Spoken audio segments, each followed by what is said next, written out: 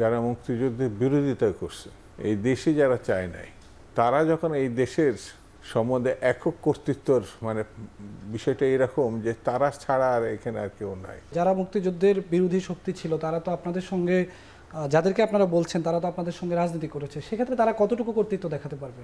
আমাদের সঙ্গে রাজনীতি করেনি, গণতান্ত্রিক আন্দোলনে তারা তাদের ভূমিকা পালন করেছে। দুদু ভাই, একটি প্রশ্ন আপনাকে করতে চাই। আজকে আলাল ভাই একটি কথা বলেছেন, বিএনপি নেতা মোয়াজ্জেম হোসেন আলাল, তিনি বলেছেন যে জামাতকে নিষিদ্ধ করার আহ্বান তিনি জানিয়েছেন। তো জামাতকে এখন নিষিদ্ধ করার যে আহ্বান আপনাদের দল থেকে জানানো হচ্ছে, 2001 থেকে 2006 সাল পর্যন্ত আপনারা একই সঙ্গে জামাতের সঙ্গে সরকারে ছিলেন, এরপরে অনেক দিন আপনারা একসঙ্গে জামাতের সঙ্গে যুগপৎ আন্দোলন করেছেন, জোটভুক্ত ছিলেন, জোটভুক্ত নির্বাচন করেছেন, তখন নিষিদ্ধ করা গেল না কেন?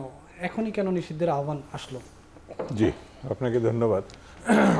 সরি, এটা দলীয় কোনো বক্তব্য না, এটা তাৎক্ষণিক ঘটনার প্রেক্ষিতে আমাদের একসময় যুব দলের সভাপতি, উনি দীর্ঘ আন্দোলন সংগ্রামী উনি ছিলেন, এবং বিএনপির ভিতরে যে 2-4 জনের মামলা 400-র উপরে, আলাল সাহেবের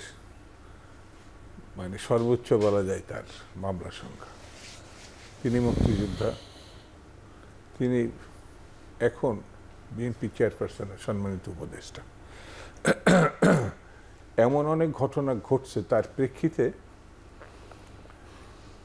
অনেকটা মুক্তিযোদ্ধার দৃষ্টিভঙ্গি নিয়ে যখন কথা হয় বা আলোচনা হয়, তখন বিষয়গুলো কিন্তু যারা মুক্তিযুদ্ধের বিরোধিতা করছে, এই দেশে যারা চায় নাই, তারা যখন এই দেশের সম্বন্ধে একক কর্তৃত্বর বিষয়টা এরকম যে তারা ছাড়া আর এখানে আর কেউ নাই, তখন এটা আপত্তিকর হয়। গণতান্ত্রিক বিবেচনায় তারা কতটুকু কর্তৃত্ব দেখাতে পারবে? যারা মুক্তিযুদ্ধের বিরোধী শক্তি ছিল তারা তো আপনাদের সঙ্গে, যাদেরকে আপনারা বলছেন তারা তো আপনাদের সঙ্গে রাজনীতি করেছে, সেক্ষেত্রে তারা কতটুকু কর্তৃত্ব দেখাতে পারবে? আমাদের সঙ্গে রাজনীতি করেনি, গণতান্ত্রিক আন্দোলনে তারা তাদের ভূমিকা পালন করেছে। তারা আওয়ামী লীগের সময়ও, যেমন আপনি এটা বলবেন না, কারণ বললে আপনার হয়তো খারাপ লাগতে পারে, যে আওয়ামী লীগের সঙ্গে যখন 86-এ নির্বাচন করেছে, তখন আপনার সে আওয়ামী লীগের সঙ্গে ছিল।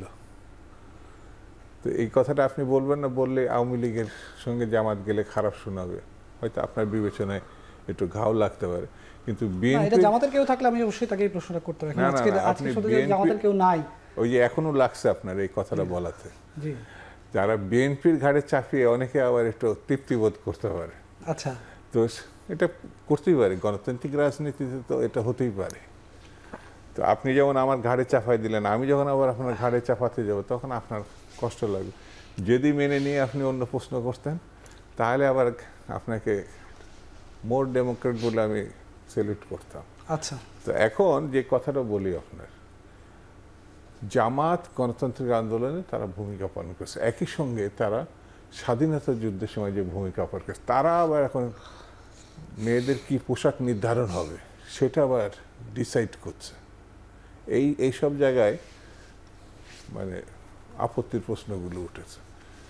জামাতের রাজনীতি জামাত করে, বিএনপির রাজনীতি বিএনপি করে, আবার কেউ কমিউনিস্ট পার্টি বা অন্য ইসলামী দল করলে তারা তাদের মতো করে। এই জায়গাটা সবাই জনগণের কাছে যাবে, জনগণের কাছে অ্যাপ্রোচ করবে। তবে জামাতের প্রসঙ্গটা তো আমার কাছে মনে হয়েছে, এই দেশে এখন আপাতত মুহূর্তে সব থেকে 2টি দল প্রতিষ্ঠার শীর্ষে, সময় বিবেচনায়, একটা হচ্ছে জামাত, পাকিস্তান অর্থাৎ ব্রিটিশ ভারতে আমলে কমিউনিস্ট পার্টি, ব্রিটিশ আমলে। কিন্তু জামাত সব সময় যা মানুষ চিন্তা করে তার বিপরীত চিন্তা করে। যেমন পাকিস্তান আন্দোলনে জামাত ছিল না, সে তখন ব্রিটিশকে সমর্থন করছে। আবার 71-এ বাংলাদেশ আন্দোলন বা যুদ্ধে সে আবার পাকিস্তানকে সাপোর্ট করছে। এমনকি এই যে গণঅভ্যুত্থানের